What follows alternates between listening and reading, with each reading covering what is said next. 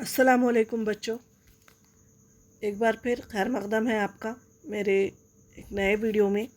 बच्चों, जैसा कि आप सब जानते हैं कि पिछले दिनों हमने साइंस और टेक्नोलॉजी 10वीं जमात के साइंस और टेक्नोलॉजी पार्ट 2 या हिस्से दूम का फर्स्ट चैप्टर तवारुस और इर्तिखा, हेरिडिटी एंड एवोल्यूशन, ये हमने ख़त्म किया या हमने समझा। इसके वीडियोज़ आपने देखे होंगे और इससे रिलेटेड सरगर्मियाँ भी आपने या क्वेश्चन आंसर्स जो है उनको आपने हल किया होगा। तो बच्चों, आज हम फिर एक बार हाजिर हैं एक नए वीडियो के साथ, और इस बार हम शुरू करने वाले हैं साइंस और टेक्नोलॉजी हिस्से दूम, साइंस सेकेंड का ही सेकेंड चैप्टर, जो कि है life processes in living organism part 1 या जानदारों में हयाती अफ़ाल हिस्से अव्वल, यानी सेकेंड चैप्टर हम शुरू कर रहे हैं। पिछले दिनों हमने फर्स्ट चैप्टर देखा था। तो ये इस चैप्टर में लाइफ प्रोसेसेस या हयाती अफ़ाल के बारे में मालूमात दी गई हैं। व्हाट आर लाइफ प्रोसेसेस या हयाती अफ़ाल किसे कहते हैं? तो जानदारों को ज़िंदा रहने में जो हयाती जो अफ़ाल मदद करते हैं उन्हें हम हयाती अफ़ाल कहते हैं। The processes which are necessary for living the organisms, it is or they are helpful to livers to live, they are known as life processes. In previous classes we have learned about many life processes in 7th 8th 9th standard. उनके बारे में हमको जो है revision के तौर पर आप थोड़ा सा अपने दिमाग को दौड़ाइए, पिछली जानिब रिवर्स गियर में लेकर जाइए और मुख्तलिफ़ किस्म के हयाती अफ़ाल जिनके बारे में हम पढ़ा है उनके बारे में थोड़ा सा सोचिए या याद करने की कोशिश कीजिए। तो इस बार हम जो लाइफ प्रोसेसेस पढ़ने वाले हैं उनके बारे में या इस चैप्टर में, इस लेक्चर नंबर 1 में हम 2 पॉइंट डिस्कस करेंगे। Living organisms and life processes, जानदार और हयाती अफ़ाल, ये आपका रिवीजन होगा पिछली क्लासेस का। एंड इन शॉर्ट इंट्रोडक्शन मैं दूंगी मेन पार्ट का, living organisms and energy production या जानदार और तवानाई की तैयारी, किस तरीके से जानदार ज़िंदा रहने के लिए उनको तवानाई की ज़रूरत होती है और वो तवानाई वो किस तरह तैयार करते हैं। ये एक बहुत बड़ा अमल है, पेचीदा अमल है, जिसको समझने के लिए वक्त दरकार होता है। तो इस वीडियो में हम सबसे पहले कौन कौन से हयाती अफ़ाल हमारे अंदर अंजाम पाते हैं, उनका क्या काम है वो देखेंगे और हम उसको लिंक करेंगे हमारे पिछली जमात की मालूमात के साथ, और हम इंट्रोडक्शन लेंगे छोटा सा आने वाले पॉइंट का, दैट इज़ रेस्पिरेशन का, कि किस तरीके से लिविंग ऑर्गेनिजम्स में एनर्जी प्रोडक्शन होता है। तो इन योर टेक्स्ट बुक्स हम questions are given as revision, ये आपको रिवाइज करवाएंगे, रिमेंबर करवाएंगे पिछले दिनों जो आपने पढ़ा हुआ है 7th 8th 9th में, उसके बारे में, लाइफ प्रोसेसेस के बारे में। So first question is what are the food stuffs and their nutrients content useful for body, sorry how are the food stuffs and their nutrients contents useful for body, ग़िज़ा और इसमें मौजूद तग़ज़ियाती मादे जिस्म के लिए किस तरह मुफीद है। We all know that in our food substances or food stuffs different types of nutrients are present। ग़िज़ाई अज्ज़ा जिसको हम कहते हैं, हम जो ग़िज़ा खाते हैं वो हज़म होती है, हज़म होने के बाद उनमें मौजूद ग़िज़ाई मादे या ग़िज़ाई अज्ज़ा अलग अलग होते हैं। कार्बोहाइड्रेट है, प्रोटीन है, विटामिन्स हैं, ये सब ग़िज़ाई अज्ज़ा कहलाते हैं। ये जो है हमारे जिस्म में शामिल होते हैं, खून में शामिल होते हैं, and with the help of blood circulation it is reached each and every cell of our body। हमारे हर बॉडी पार्ट, हमारे हर जो है खलिए तक ये पहुंचता है और वहाँ पर एनर्जी प्रोडक्शन होता है। with the help of oxidation of these food nutrients energy is produced, and this nutrients or energy is helpful in our growth and development of our body. यह ग़िज़ाई अज्ज़ा जो हमें ग़िज़ा से हासिल होती हैं वो हमारे जिस्म की नशो नुमा के लिए और बालिदगी में मदद करते हैं, डेवलपमेंट में मदद करते हैं। Second question is what is the importance of balance diet for body. What is the meaning of, first of all what is the meaning of balance diet. 8th standard से हम पढ़ रहे हैं बैलेंस डाइट या मुतवाज़न ग़िज़ा। तो the diet which contains carbohydrate, proteins, fats, vitamins and minerals in the right proportion is called as balanced diet.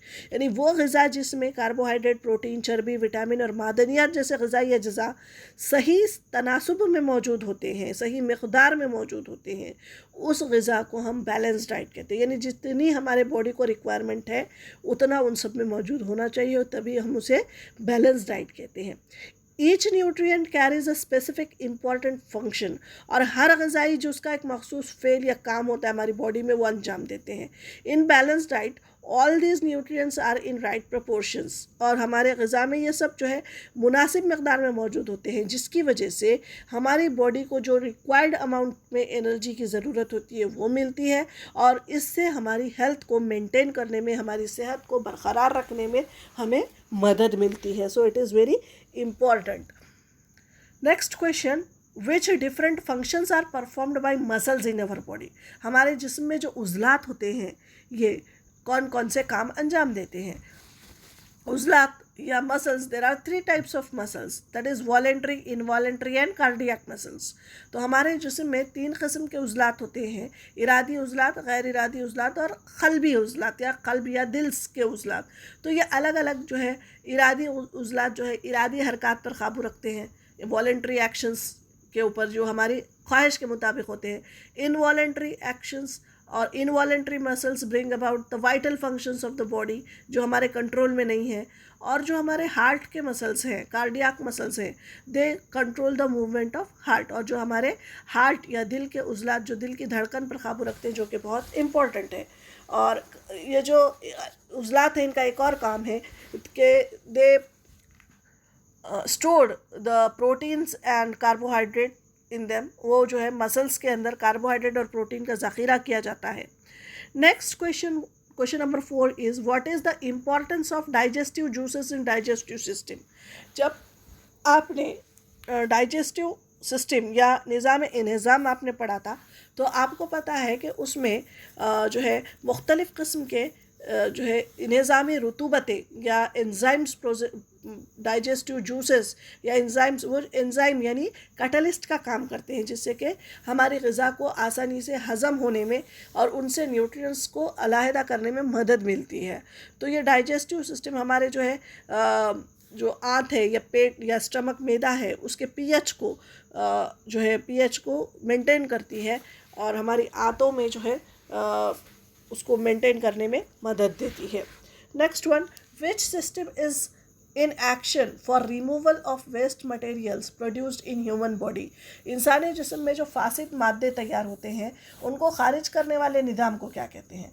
तो उनको इस्तिखराजी निज़ाम कहते हैं। यानी जो नाइट्रोजनस वेस्ट हमारे बॉडी के अंदर तैयार होता है मुख्तलिफ़ आमाल के नतीजे में, वो अगर बॉडी के अंदर रह जाए तो टॉक्सिक होता है, जहरीला होता है, इसलिए उनको उस बॉडी से निकाल देना ज़रूरी होता है। किडनी का जो फंक्शन है हमने 9th स्टैंडर्ड में पढ़ा हुआ है, एक्सक्रीटरी सिस्टम, तो उसी के बारे में। तो वो कौन सा सिस्टम है? एक्सक्रीटरी सिस्टम है। What is the role of circulatory system in energy production? हमारे जिस्म में जो खून का, जो दौरान खून का जो निज़ाम है, उसका क्या अहम किरदार है तवानाई तैयार करने में? तो हमारा जो खून है वो हमारी बॉडी के अंदर पंपिंग ऑर्गन यानी हार्ट के थ्रू पूरे बॉडी में घूमता रहता है। यानी उसका जो सफ़र है वो बॉडी ऑर्गन से हार्ट, हार्ट से लंग्स, लंग्स से again heart and towards, from heart to again the body parts और ईच और एवरी सेल, हर खलिए तक जो है ये खून पहुंचता है। तो क्यों पहुंचता है, इसका क्या काम है? तो it carry oxygen and nutrients. हमारे जिसमें हम जो ग़िज़ा खाते हैं उससे जो न्यूट्रिएंट्स अलहदा होते हैं, that is mixed in to the blood and oxygen is also mixed in the blood. So this ये क्या करता है, ऑक्सीजन हमारे हर खलिए तक पहुंचाता है, जिसकी वजह से वहाँ पर फूड जो मटेरियल, जो न्यूट्रिएंट्स है, उसका ऑक्सीडेशन होता है खलिए में, और oxidation of food material is result in to the formation of energy, और उसकी वजह से हमारे बॉडी में एनर्जी तैयार होती है। तो इसलिए दौरान खून जो है या सर्कुलेटरी सिस्टम जो है वो एनर्जी प्रोडक्शन से रिलेटेड है या वो लिंक्ड है। How are the various processes occurring in the human body controlled in how many ways? हमारे बॉडी के अंदर, जिस्म के अंदर जो मुख्तलिफ़ अफ़ाल अंजाम पाते हैं उन पर किस तरह काबू रखा जाता है और उन अफ़ाल की कितनी किस्में हैं?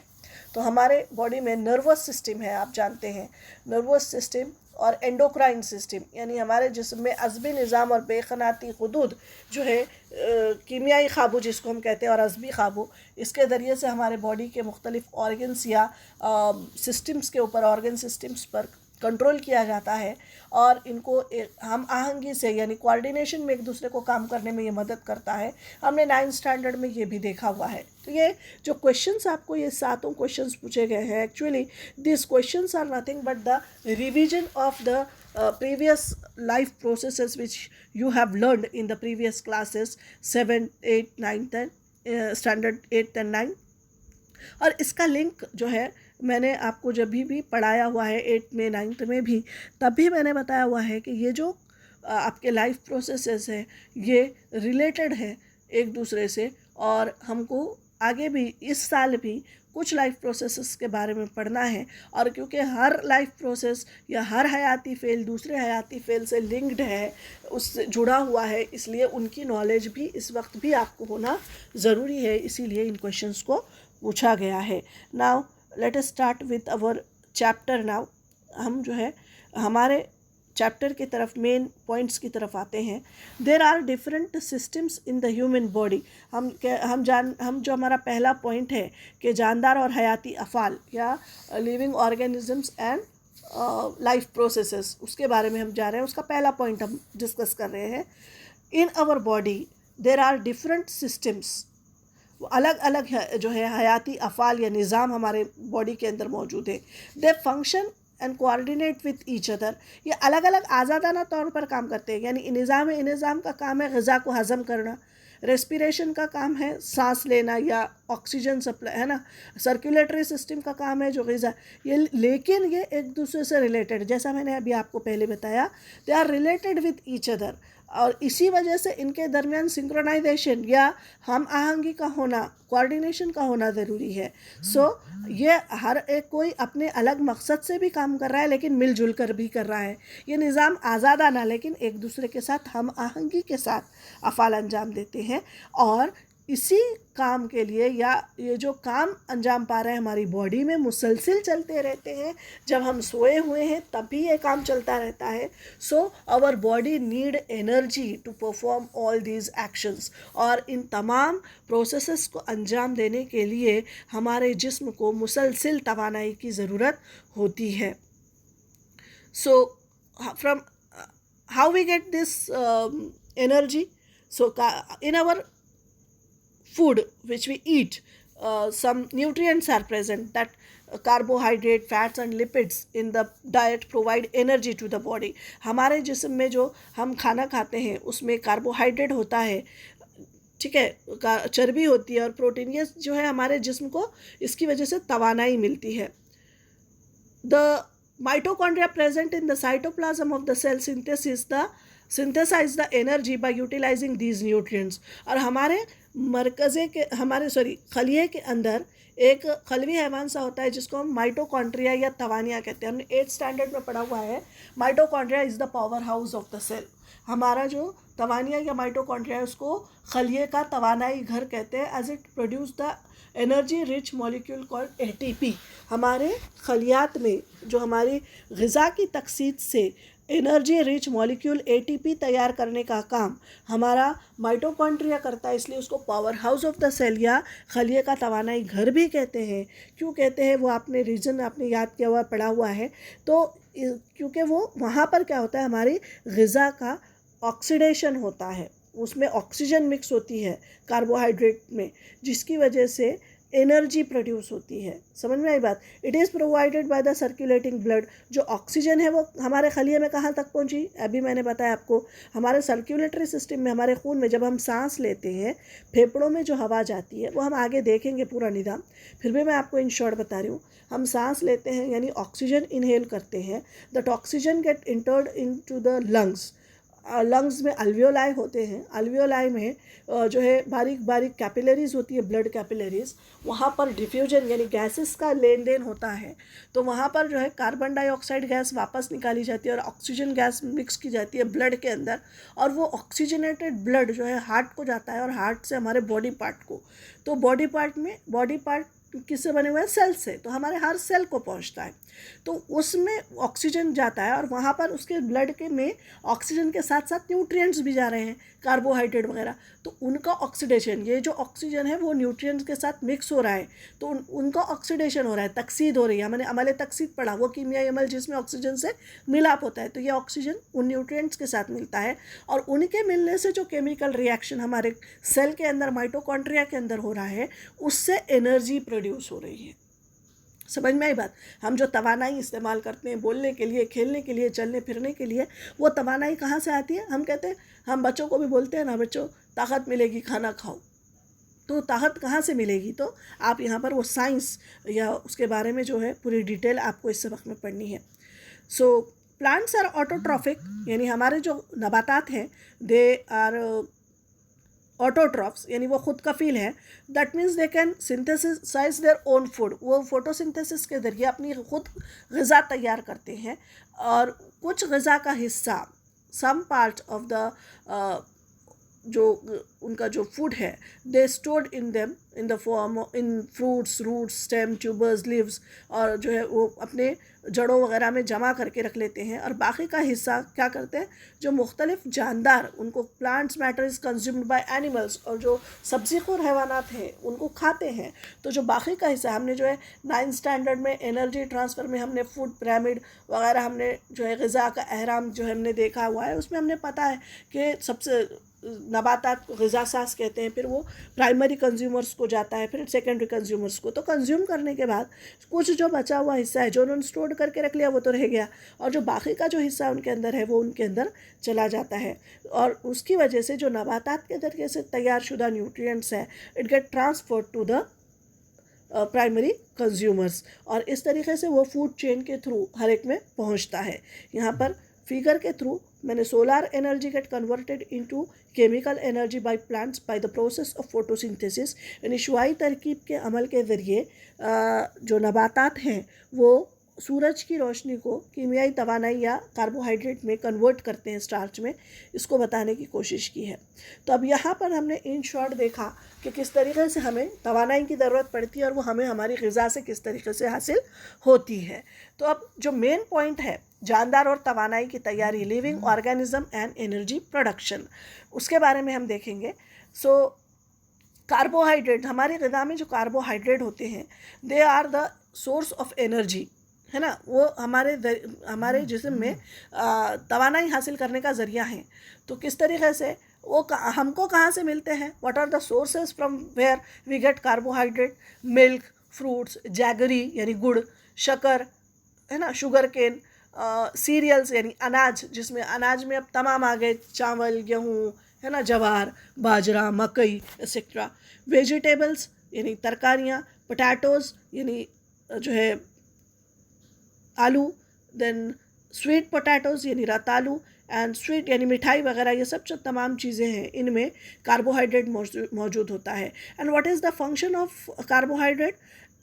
It provides 4 kilo calorie energy पर ग्राम, यानी 1 ग्राम कार्बोहाइड्रेट कंज्यूम करने से 4 किलो कैलोरी तवानाई हमारे जिस्म को हासिल होती है।